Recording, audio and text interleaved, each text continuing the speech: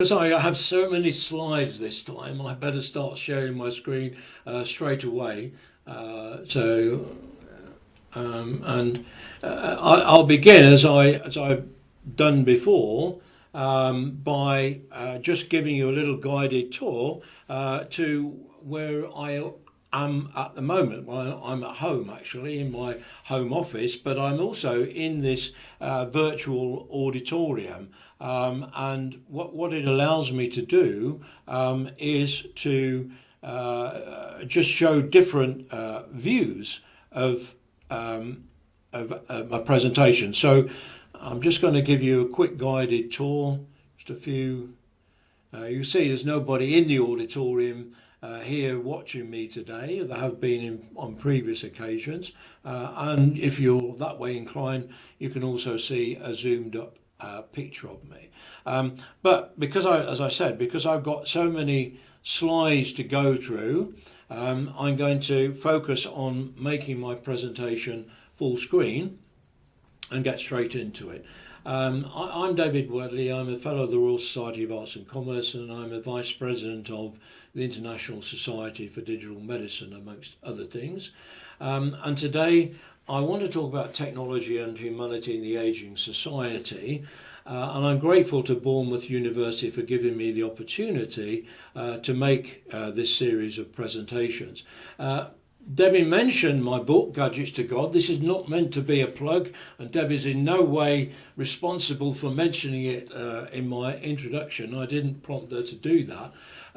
But I'm showing this slide really because parts of this presentation may be quite controversial to some people, and I wanted to make sure that everybody understood that the views and opinions expressed in this presentation are entirely my own, and they're based on my experience with and passion for how technology has changed business society in my lifetime, and they're not intended to be representative of Bournemouth University or any other organisation I'm associated with. So if any of my views, and I don't think they will, but just in case they do, if any of my views offend or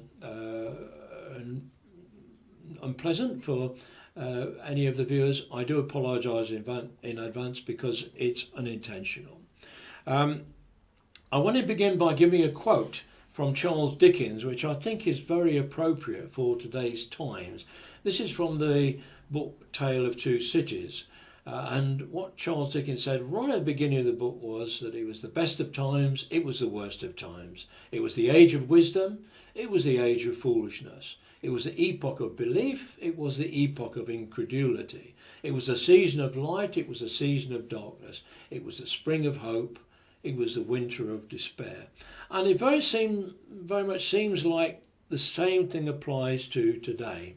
So my approach to today's presentation is to do it in two distinct halves. I'm going to begin by talking about technology and humanity in general, and then I'm going to move on to the challenges of the ageing society and how they relate to the use of technology in healthcare, the role of healthcare professionals, etc., in tackling some of these challenges. So the first part, it's not a history lesson, but it's a stroll through how technology has evolved during the span of man's period on Earth. So it began with human beings, cave dwellers, and the first technologies were tools which allowed them to hunt and allowed them to make fires and so on. And in those days, men and women were very different. Men were the hunters, women were the gatherers. And I think that's important to understand for the way that society has evolved since then. After many years after that, when the Greeks and other forms of civilization, the Romans were one of the first civilizations to use communications technology to expand their empire. So Roman roads and communications technology played a big role in advancing or changing the world in which everyone lived. There was a period after the Roman Empire disintegrated when there weren't many too many technological advances. But then the printing press and Gutenberg was one of the next major advances in communication technology, and for the first time it was possible to produce many copies of the printed word which could be used to communicate and educate other people. Then we come to the first industrial revolution and the age of steam, and this had the effect of making it possible for people to travel much more easily from place to place, and also transfer goods and services from place to place. Then at the end of the 19th century we had Marconi and the invention of radio, and there was another quantum leap in communications technology until 1949, and many developments in between, cinema, television and all the other things. But in 1949 this is an example of one of the very earliest computers, the Ferranti Mark I. So the point I'm trying to make here is that every quantum advance in communications technology has disrupted business and society. And each advance has increased our interaction between each other. It's generated commerce and wealth. It's affected the quality of life and health and created opportunities and challenges. I just want to briefly tell you a couple of quick stories about two people, both related to the town of Market Harborough, where I was living during the end of the last century and the first part of this century. These people were individuals who recognised the power of technology, and they had a passion to make the world a better place through the use of technology. And the first of these was Thomas Cook, who in the 1830s and 1840s, he was a cabinet maker. He was living in Market Harborough, and he had a transformational experience one day. He was walking between Market Harborough and Leicester, about 15 miles journey, to a temperance meeting. He was a man who was passionate about the evils of alcohol. And he stopped for a rest about halfway in between, and he had this blinding vision about how he could harness the power of technology, which was steam power and the railways in those days, to the benefit of mankind. And his vision for starting up his travel company, which is still in existence and is still a well-known name in global travel, he started his travel company up because he believed that if he'd made it possible for ordinary people to be able to travel to new places and have new experiences, it would make them lose interest in alcohol. And that was his motivation, and that was how he set up a global travel empire. He was the inventor of travelers' checks, but he was a social entrepreneur. And he transformed the life of the 1800s through his use and application of technology. Fast forward to 1998, and you will almost certainly not have heard of Frank Bingley unless you've listened to any of my previous presentations. Frank Bingley was an individual who also was living in Market Harborough. And I came across Frank because I'd secured money for a government project called Community Commerce and Knowledge Network, which was about how to use technology to increase transfer of knowledge and trade within a physical community, because a lot of towns and villages like the ones where I live were affected by globalization, and people were buying goods and services from outside when they could get those same goods and services from within the town. And I came across Frank because I was doing a bit of desk research and I wanted to find out how many people were using the internet in my area, because this was all about using the internet in a similar way to Facebook and LinkedIn. And I came across a website called Big Fern. And to my horror, I discovered that someone had already developed some of the tools that I'd received or were about to receive a significant amount of government money to develop. Somebody beat me to it. And what was worse was that they were better at designing websites than my company was. So I had a moral dilemma. Do I try and involve this person or this company in working with me? And I decided that the world was big enough for both of us, so I sent an email to the webmaster, and it happened to be Frank Bingley. And I said, I've got some money for a project, would you like to come and talk to me about it, because you've got some great ideas I'd like to share. And as he walked into my office, I said to him, I'm sure I know your face from somewhere. How do I know you? And he said, of course you know me, I'm your milkman. And this was my milkman in his spare time as a hobby, who'd done about 50% of what I just got some government money to do. And he was an uneducated, not to the same extent as I was, milkman. But he was empowered by technology and his passion to want to do something for his community. So they built this website which had got a lot of information about history and connected businesses together. So these two people made me realise the power of today's technology to change the world that we live in. So I want to quickly just mention the first industrial revolution, because in the time of Thomas Cook, with steam power, this was had a tremendous impact on society, because people who'd developed their whole life, developed the skills throughout their whole life, particularly weavers, were suddenly out of work because of machines and because of technology. And so there was a tremendous rebellion led by a guy called Ludd, which spawned the term Luddites. And it took a military action, it took imprisonment and in some cases hanging to stop people advancing technology. And I put this up because this was about technology replacing human skills and livelihoods that have been acquired over a lifetime. So going fast forward again to 1948-49, I was born in 1949.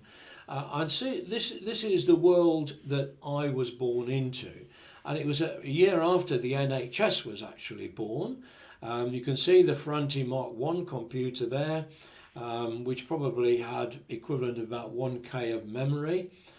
In those days, everything was about academic education. You needed to go to university to be successful in life. At that time also, people tended to live and die, get married, all in the same community. They very rarely moved out of their own community. This was an age of careers for life.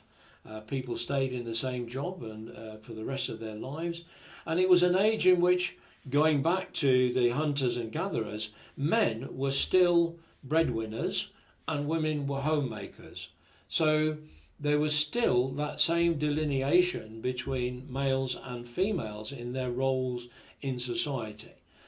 When I was born, very, very few, well, there were no televisions to speak of, no phones, we had no phone, we didn't have a car either. And that was true for the majority of most people. And in those days, life expectancy for men was around about 66, and women, it was for 71 was the life expectancy. But since then, we've been through the third, and we're going now into the fourth industrial revolution. A third industrial revolution was really about computers, beginning with the early days of the old computer terminals, evolving to personal computers, the IBM desktop, other computers like the Amstrad computers, and these are devices that I've used at various times throughout my years. And in the 1990s, we saw the emergence of the precursors of smartphones. These were called PDAs, personal digital assistants. And from 2000 onwards, we had Web 2.0, we had social media with Facebook, we've now got smartphones, and now we're moving into the area era of artificial intelligence. And just to put some sort of context on this, what we've seen in that time is really an exponential growth in digital data. And it's worth reflecting that your smartphones have probably got more memory on your smartphones than existed in the whole world in the 1970s. So we're only talking about 50 years ago. And in that time, we've had an exponential growth in the amount of data and the sophistication of the technologies that we use that have empowered individuals and affected business and society.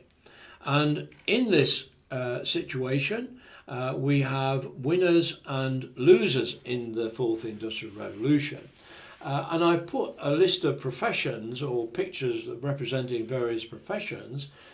And I'm actually doing a presentation in August at an international conference where I'm going to talk about this in detail and reflect on how the latest technologies have totally transformed the career prospects and the income prospects for a wide variety of different professions and trades, and I'll talk about that in a minute.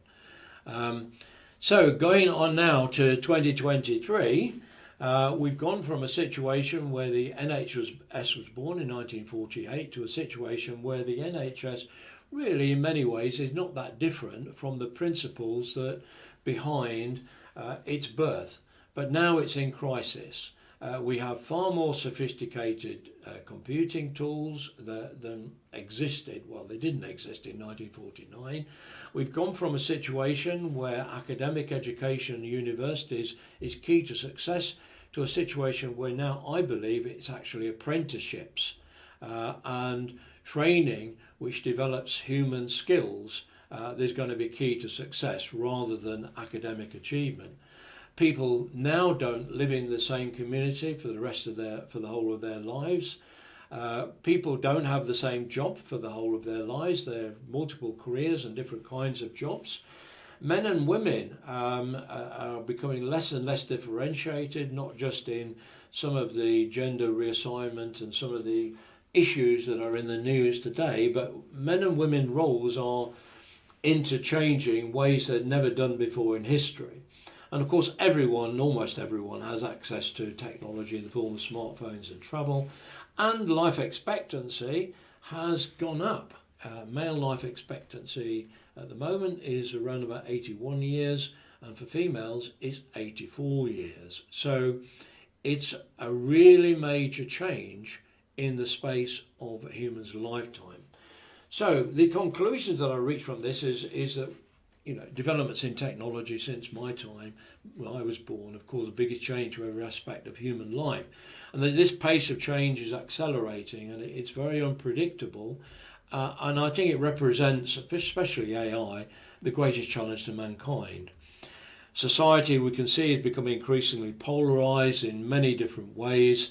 And I believe the ageing society is one of the biggest challenges. So that's what I'm going to move on to now, and talk in some detail about the challenges of the ageing society and how these might be addressed by lifestyle medicine and different kinds of technologies that influence our behaviours.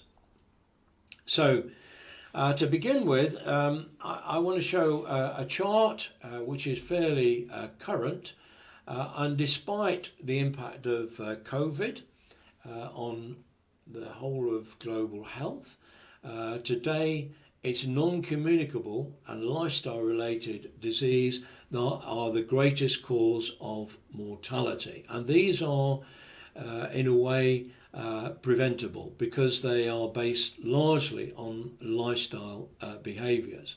And just as an example, one of the challenges that older people face, this is my it's my partner's late father who lived with us for the last year of his life He died in 2021 after spending 12 months living with us, being cared for by us.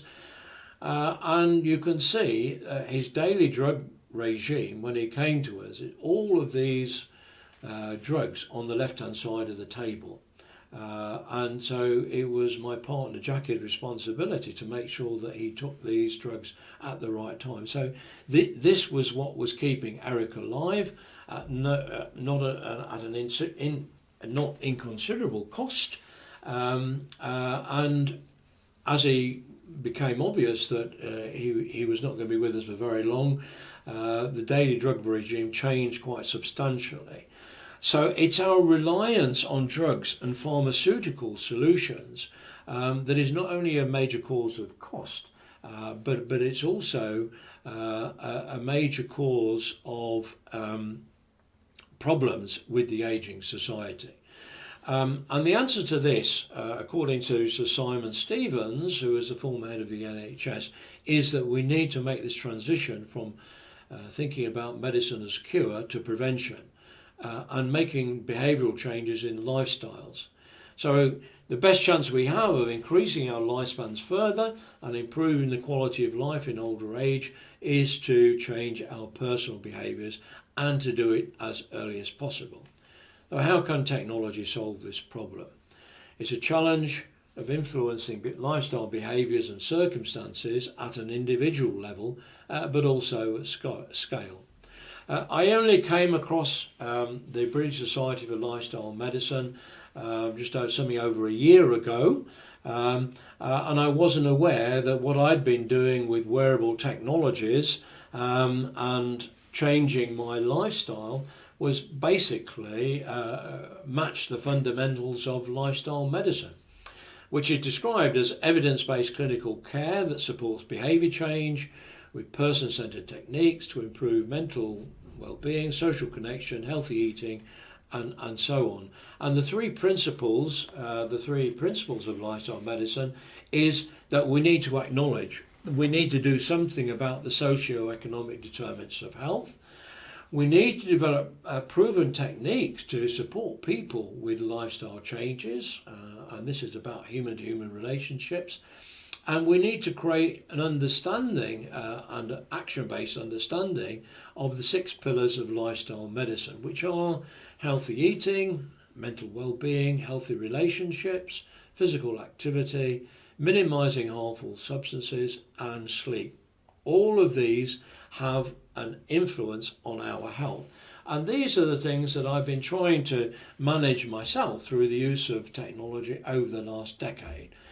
So I've used technologies to manage my diet, my exercise, hydration, my sleep, my mindfulness and stress management, and also some of the tools that provide social support. And the role of technology in all of this, and we're talking now about not expensive or proprietary technologies, we're talking about consumer technologies, is to find ways of measuring these key influences, to create personal benchmarks for ourselves, to introduce gamification by setting goals that are achievable for us, creating that supporting environment around us, providing digital therapies rather than drugs as treatments, but also encouraging personal responsibility for our own health. And these are some of the enabling technologies, and they are the very same technologies that are disrupting society today. Exercise technologies. I've been using different forms of wearable devices, smartwatch, etc., for the last 10 years, and they've gone from simple fitness tracker devices that measure the number of steps that you do to nowadays almost medical grade devices which measure a whole lot of things, including blood pressure, body temperature, stress, and a whole range of other things. Mobile applications that go with this help us to provide dashboards that show, allow us to keep track of how we are doing with our sleep, with our diet, and also with the amount of exercise that we do. And these are some of the different device dashboards that I've used over the years, and it's worked.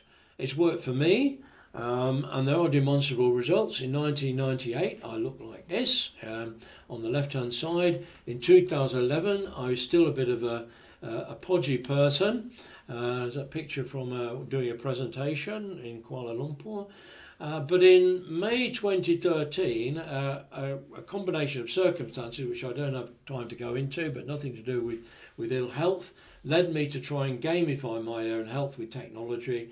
And you can see the transition between May 2013 and September 2013. And in that time, through the use of these devices and gamification, I lost 21 kilos. But I discovered over the period that although I still walk 5 miles every day, and exercise is critical to improved health and well-being and lifestyle, it's actually your diet that is the most important thing and has the biggest impact on both your weight and your health and well-being. And these are dashboards from the devices that I've used that allow me to, in fact this is the case, in this case it's the Fitbit, that allow me to monitor the calorific value and the nutritional value of what I eat, and keep track to make sure that I'm not eating more than I'm burning in calories, but also the right kind of balance. And these devices increasingly give you advice on a healthy diet. Epigenetics is another discipline which involves use of DNA sample to create a personalised dietary recommendation and exercise recommendation. Originally, it developed for elite athletes. Moodoo is the name of the application. It's available to everyone. I've got it, and I've examined what my physical and mental age are, my DNA age compared to my physical age, and in majority of areas I'm actually younger according to my DNA profile than my physical age. So as far as digital health and diet and nutrition, there are many different tools which include AI and machine learning, which will increasingly allow us to be able to personalize the type of food we eat, the amount we eat, whether it's using delivery services or whether it's pre-cooked meals, and we will get feedback from the effectiveness of this from biometric data collected from wearable devices. Hydration technologies, there are devices which give us little nudges to prompt us to develop new habits. I try to drink 8 glasses of water a day, and I keep a track of my hydration.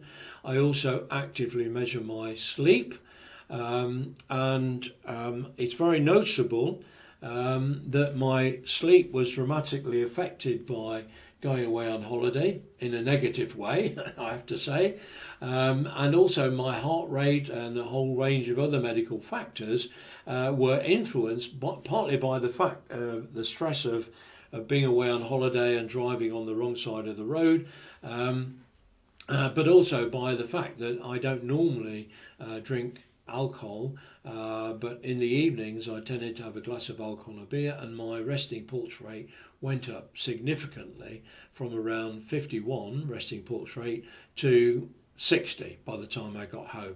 It's now dropping back down again now that I'm not consuming alcohol.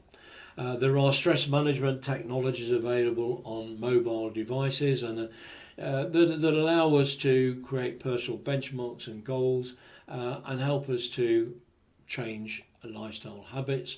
But also we shouldn't neglect the fact that there are technologies in this society where people move away from home that connect families and communities and help with some of the issues of old age when it comes to mental well-being and loneliness.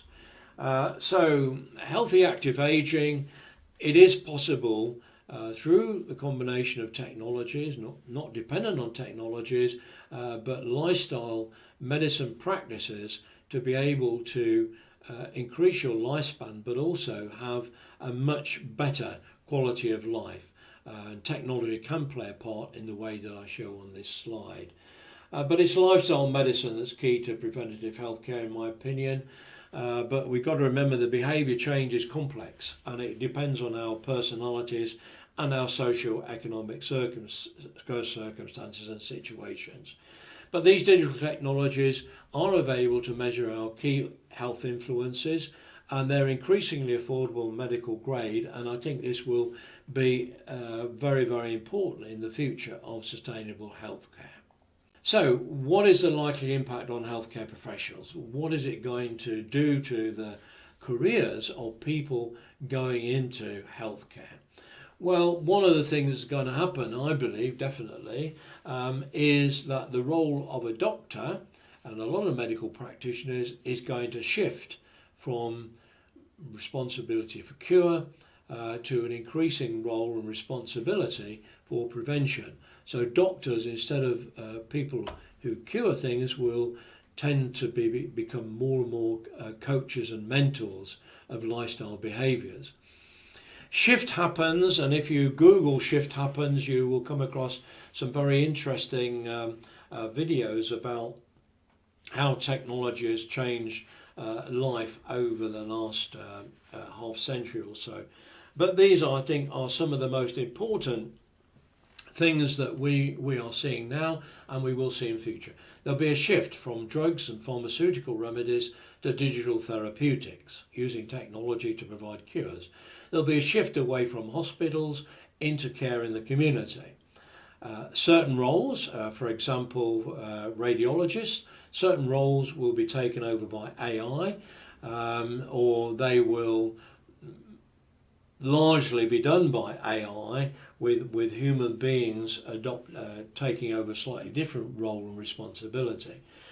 But I think there's going to be an increased emphasis on human relationship skills, empathy, and so on in healthcare. And I think patients are going to play an even more important role. I call them expert patients, but patients who have a medical condition and are able to use technology to keep track of that condition will be increasingly supporting, advising doctors on what is likely to be the problem and what is the best solution. So the doctors will be arbiters and coaches and mentors. And I think for the nursing profession, it's going to be a fantastic opportunity for nurses to take over increased responsibilities through the support of some of the technologies that are available today. But we've got to remember that although technology may help to improve the quality of life for older people and reduce the cost burden to public health, it doesn't do anything to address the potential of older people to contribute to society. And this picture tends to reflect a common view of older people in the golden age of retirement, having companionship, sharing time together in retirement. And that is all good. But a lot of older people, and I include myself in this, feel they've got an enormous amount to contribute to society still, and still burn to want to make that contribution. So here is a shout out for Voice, which Bournemouth University is a part, and also the National Innovation Centre for Ageing, who are leading the way, I think, in recognising the potential of older people to contribute to society and making some transformational changes. In the case of the National Innovation Centre for Ageing, I think they will be a global centre for excellence for gerontology and the use of technology for and by older people. I just want to show you this very briefly. This is a voice project which is run by the National Innovation Centre for Ageing. It's called Flip the Script, and it's about changing people's perception of older people. And there was an installation at the London Design Biennial in Somerset House last month, and I made a virtual tour of this. I'm not going to show you the virtual tour, but I'll just show you a video that I made to try and communicate what I see as one of the potential misconceptions about older people. Do you see, when you look at me, do you see a young professional man, innovative and entrepreneurial? Do you see someone burning with ambition to make the world a better place? Do you see a voice of authority, someone worth listening to? Do you see someone you can work with or collaborate with to bring mutual benefits? Or do you see an old man in a young man's body wanting to change perceptions about aging? I am actually 74 years old and have chosen to lend my voice to this digital human. I am still that ambitious young man, passionate about the technology and its impact on the world we live in. It's time to flip the script. So this flip the script was an installation at this design centre millennial, which was really making the point that older people have got a lot to contribute to society. Well, that's enough tub thumping from me for today. So I'm now going to stop sharing my screen and be ready to answer any questions that you might have.